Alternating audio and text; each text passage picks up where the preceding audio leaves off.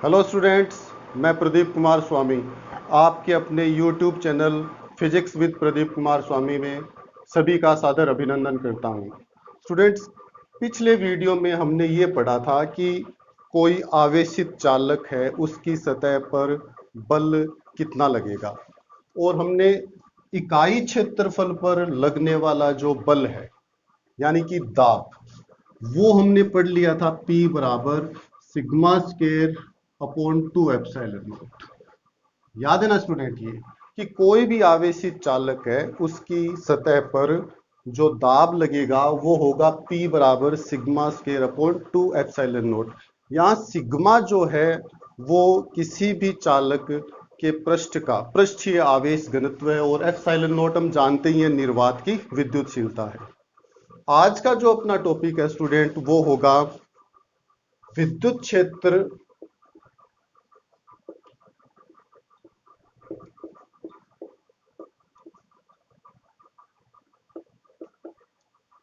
में एकांक आयतन की ऊर्जा।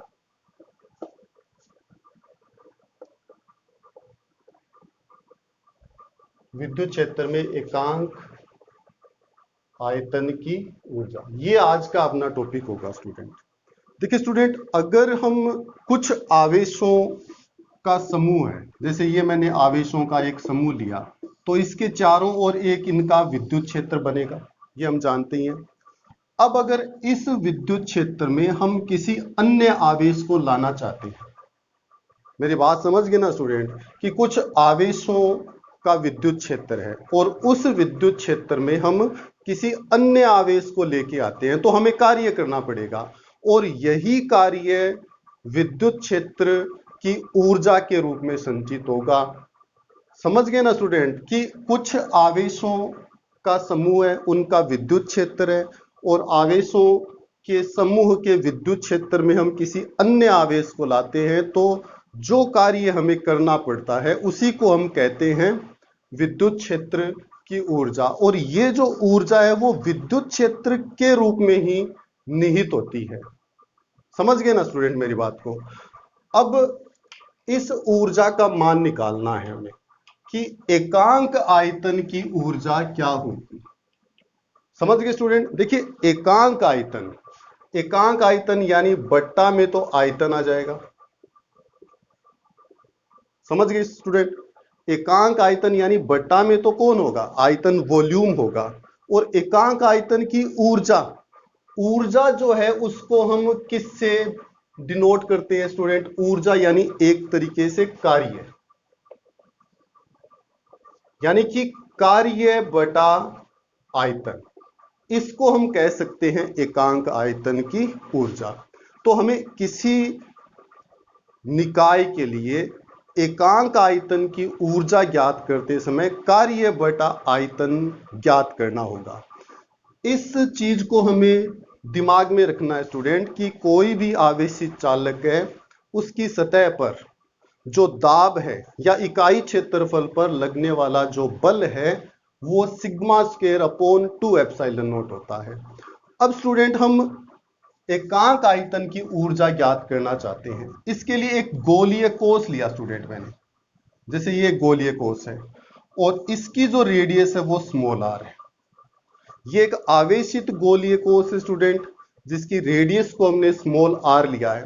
तो इसके बाहर आसपास जितने भी पॉइंट्स हैं वहां पर जो विद्युत क्षेत्र है वो हम जानते ही हैं, E बराबर सिग्मा अपॉन एप्सिलॉन नॉट है।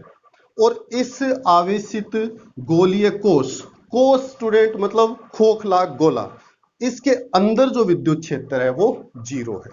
समझ गए स्टूडेंट, समझ गए ना। अब पिछले टॉपिक में हमने ये पढ़ा था कि आवेशित चालक की सतह पर जो दाब लगता है उसका जो मान है वो P बराबर sigma square upon 2 epsilon not होता है स्टूडेंट। देखिए, दाब है स्टूडेंट वो P बराबर sigma square upon 2 epsilon not. और दाब हम किसे कहते हैं स्टूडेंट, दाब का फॉर्मूला हमने पढ़ा है कि बल बटा में क्षेत्रफल। समझ गए स्टूडेंट। अब ये जो दाब लगेगा वो त्रिज्यीय दिशा में बाहर की ओर लगेगा। त्रिज्यीय दिशा मतलब त्रिज्या के अनुदिश, रेडियस के जो अनुदिश है वो दाब लगेगा और बाहर की तरफ दाब लगेगा, और इसकी जो वैल्यू है स्टूडेंट वो कितनी है, P बराबर sigma square upon 2 epsilon not. समझ गए स्टूडेंट? तो बल कितना होगा इस पर, जो इस गोलीय कोश पर जो आवेश है, उस संपूर्ण आवेश पर या इसके पूरे पृष्ठ पर जो बल लगेगा, उस बल को मैं DF से लिख रहा हूं स्टूडेंट। समझ गए मेरी बात? इसको मैंने DF से लिखा, तो बल किसके बराबर आएगा, दाब और गुणा में क्षेत्रफल। ये कहां पर बल है, इस गोलीय कोश की सतह पर, पूरी सतह पर बल चाहिए हमें। तो DF बराबर दाब कितना है student, sigma square upon 2 epsilon not, और इसका संपूर्ण पृष्ठीय क्षेत्रफल होगा 4 पाई आर स्क्वायर। गोले का पृष्ठीय क्षेत्रफल हम जानते हैं स्टूडेंट कितना होता है, 4 पाई आर स्क्वायर। आर यहां पर इस गोले की रेडियस है, तो इस गोले की सतह पर इतना बल कार्य करेगा। अब देखिए स्टूडेंट, मैं क्या करता हूं कि इस गोलीय कोश को बाहर से फोर्स लगाकर संपीड़ित करता हूं। देखिए कैसे, जैसे मैंने इसको चारों तरफ से बाहर से फोर्स लगाया और संपीड़ित कर दिया, तो अब कंडीशन ये रह जाएगी, इतना ये हिस्सा इसका संपीड़ित हो गया।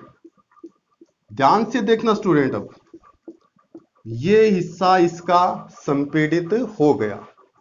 इसके संपीड़न के दौरान हमने क्या किया, कार्य, उस कार्य को हमें ज्ञात करना है, और एकांक आयतन का जो कार्य है या एकांक आयतन की जो ऊर्जा है वो अपना आज का टॉपिक है। समझ गए स्टूडेंट मेरी बात?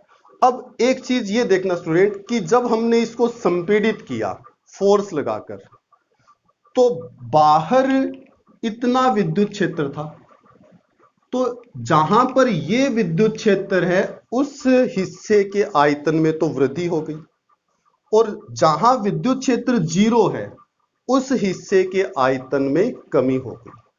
ये जो आयतन में कमी है, मतलब विद्युत क्षेत्र वाले भाग के आयतन में वृद्धि हुई है और शून्य विद्युत क्षेत्र वाले भाग के आयतन में कमी हुई है, क्योंकि हमने गोले को दबा दिया इस कारण से। अब इसको जब हमने दबाया, मान लिया कि इसका संपीड़न dr किया हमने, ये जो इसकी विड्थ है वो है स्टूडेंट dr। हमने ये माना कि इस गोलीय कोश को dr संपीड़ित किया, तो हमने जो कार्य किया वो dw, संपीड़न के लिए किया गया कार्य dw, और कार्य किसके बराबर होता है स्टूडेंट, बल गुणा विस्थापन। बल कितना है, ये रहा, sigma square upon 2 epsilon not into 4 pi are square. ये कौन है स्टूडेंट, बल। और विस्थापन कितना विस्थापित किया हमने इसको दबाकर, कितना संपीड़ित किया इसको, dr। ये कौन है स्टूडेंट, विस्थापन। तो इस गोलीय कोश को अंदर की तरफ dr विस्थापित करने में या dr संपीड़ित करने में हमने जो कार्य किया वो dw है, और dw की जो वैल्यू है स्टूडेंट वो है sigma square upon 2 epsilon not 4 pi are square into dr, बल गुणा विस्थापन। इस प्रकार से हमने इसको ज्ञात किया है। अब ये देखिए स्टूडेंट कि ये जो हिस्सा है, ये हिस्सा, मुझे इस हिस्से का आयतन चाहिए, कितना होगा, समझ गए ना? यानी कि जितना हिस्सा मैंने संपीड़ित किया है उस हिस्से का मुझे आयतन चाहिए। तो आयतन को हम इस रूप से लिख सकते हैं स्टूडेंट, आयतन जो है वो इस रूप में लिखा जा सकता है कि क्षेत्रफल गुणा में मोटाई। देखिए स्टूडेंट, क्षेत्रफल गुणा मोटाई की जो डायमेंशन है वो आयतन के इक्वल होगी, जानते हैं हम।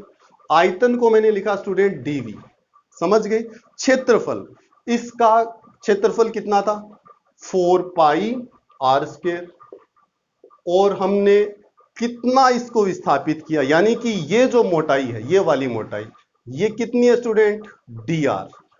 तो ये लीजिए, ये वो आयतन आ गया अपने पास जो आयतन हमने घटाया है।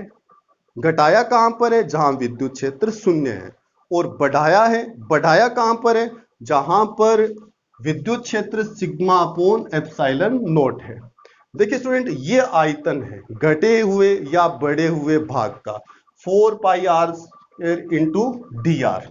यहां इसमें पुट करते हैं स्टूडेंट, ये जो समीकरण 2 नंबर है, इसमें देखिए student 4 pi are square into D R, इस पूरी वैल्यू को हम क्या नाम दे सकते हैं?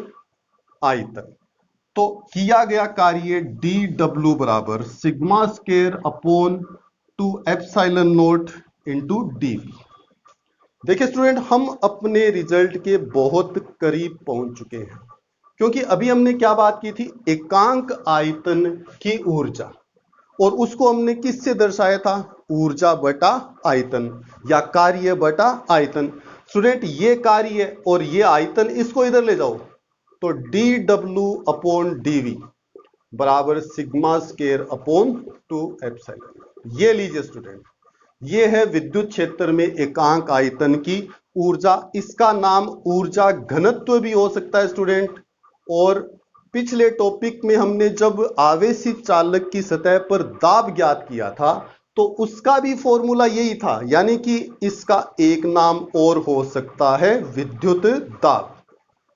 तो sigma square upon 2 epsilon not जो है वो 2-3 तरीके के नामों से जाना जा सकता है। एक नाम ये एकांक आयतन की ऊर्जा, दूसरा नाम ऊर्जा घनत्व और विद्युत दाब। आज के लिए इतना ही स्टूडेंट्स, धन्यवाद।